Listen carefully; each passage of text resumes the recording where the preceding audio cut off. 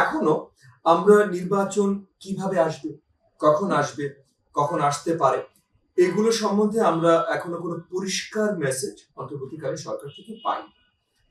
অন্তর্বর্তীকালীন সরকারকে সময় নিয়ে কোনো ধরনের চাপাচাপিতে আমরা আসলে বিশ্বাস করি না। সময় নিয়ে চাপাচাপিতে মানে কারণ সময় যদিও এ নিয়ে অনেকগুলো আলোচনা উঠেছে, যৌক্তিক সময় তাদেরকে দিতে হবে। আমি এই আলোচনাটা তো বিশ্বাসী না। এই আলোচনাতে বিশ্বাসী না একটা কারণ হলো যে যৌক্তিক কিছু আপনি তখনই বলতে পারেন যখন আপনি যুক্তিটা কি বিষয় সেটা আপনি পরিষ্কার করতে পেরেছেন। আমরা এখন পর্যন্ত কিছু দূর সন্দিহান অন্তর্বর্তীকালীন সরকারের আলটিমেট গোল কি, মানে ওনার যেমন মনে করেন অন্তর্বর্তীকালীন সরকারকে যখন আমরা বিশাল আন্দোলন করে হাসিনার ফ্যাসিস্ট সরকার পতন ঘটিয়ে অন্তর্বর্তী সরকারকে আনতে সক্ষম হই। এবং এখানে আমি ছোট্ট করে একটু বলে রাখি যে আমরা অনেকে অন্তর্বর্তীকালীন সরকারকে আনার জন্য কাজ করেছি এবং এই অন্তর্বর্তীকালীন সরকারের প্রধান আমরা অনেকেই ডক্টর মোহাম্মদ ইউনূসকে চেয়েছি এবং সেই হিসেবে ডক্টর মোহাম্মদ ইউনূস হয়েছে। আমি নিজে 2023 সাল থেকে কাজ করছিলাম যেন ডক্টর মোহাম্মদ ইউনূস এরকম একটা অন্তর্বর্তীকালীন সরকারের নেতৃত্ব নেন। ওনার সাথে যোগাযোগ স্থাপনা বা আলোচনা এগুলো আমি শুরু করেছি, মানে এগুলোর কাজ আমি শুরু করেছি 2023 সালে। 23 সালে কেন শুরু করেছি?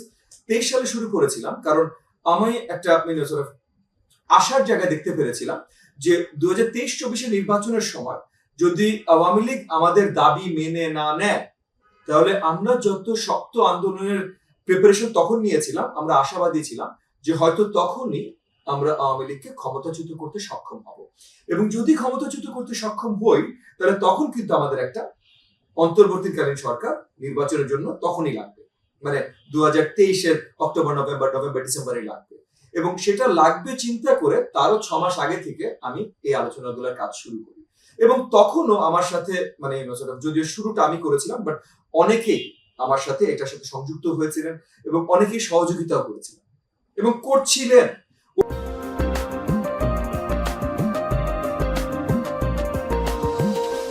ওই সম্পর্কগুলো কিন্তু 2024 সালে চলেছে এবং ফাইনাল প্রোডাক্ট যে জুলাইয়ের গণ অভ্যুত্থানের মাধ্যমে 5ই অগস্টে যখন আওয়ামী ফ্যাসিবাদ সরকারের পতন ঘটলো তখন ওই যে যারা আমরা অনেকেই যারা আলোচনায় ছিলাম এই অন্তর্বর্তীকালীন সরকারের তৈরির জন্য তাদের মধ্যেই অনেকে এটার সাথেও ছিল এবং ফাইনালি আমরা অগস্টের 8 তারিখে অন্তর্বর্তীকালীন সরকার তৈরি করতে পারলাম।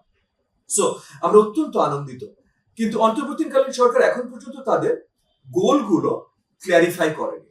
মানে এই কথাটা আমি কেন বলছি যে আমরা যে কোনো সময় কোনো দায়িত্ব যদি নেই, মানে মনে করেন আজকে আপনি যমুনা টেলিভিশনে কাজ করছেন, যমুনা টেলিভিশনে একটা নতুন সিইও আসলো, নতুন সিইও এসে অনেক ধরনের কথা বলতে পারে, অনেক কিছু এটা ঠিক করবেন, এটা সংস্কার করবেন, সব ঠিক আছে, কিন্তু উনি প্রথমে কিন্তু একটা সেট অফ গোলস চার্ট করে দিতে হবে, তৈরি করে দিতে হবে যে এই গোলগুলো আমরা অ্যাচিভ করতে চাই এবং এইগুলো অ্যাচিভ করতে এখন আপনারা আসেন, আমরা আলোচনা করব কিভাবে অ্যাচিভ করা যেতে পারে।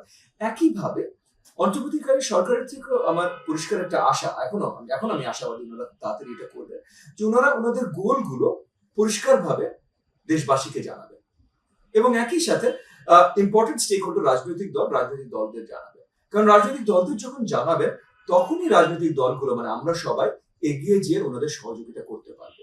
আমরা সবাই সুষ্ঠু নির্বাচন চাই। অন্তর্বর্তীকালীন সরকারের দায়িত্বে যারা আছেন তাদের বেশিরভাগই গত অনেক বছর ধরে কিন্তু গণতন্ত্র এবং সুষ্ঠু নির্বাচনের কথা বলে আসছে এবং তারা এটার জন্য সরকারের অনেক ধরনের নিপীড়নের শিকারও হয়েছে।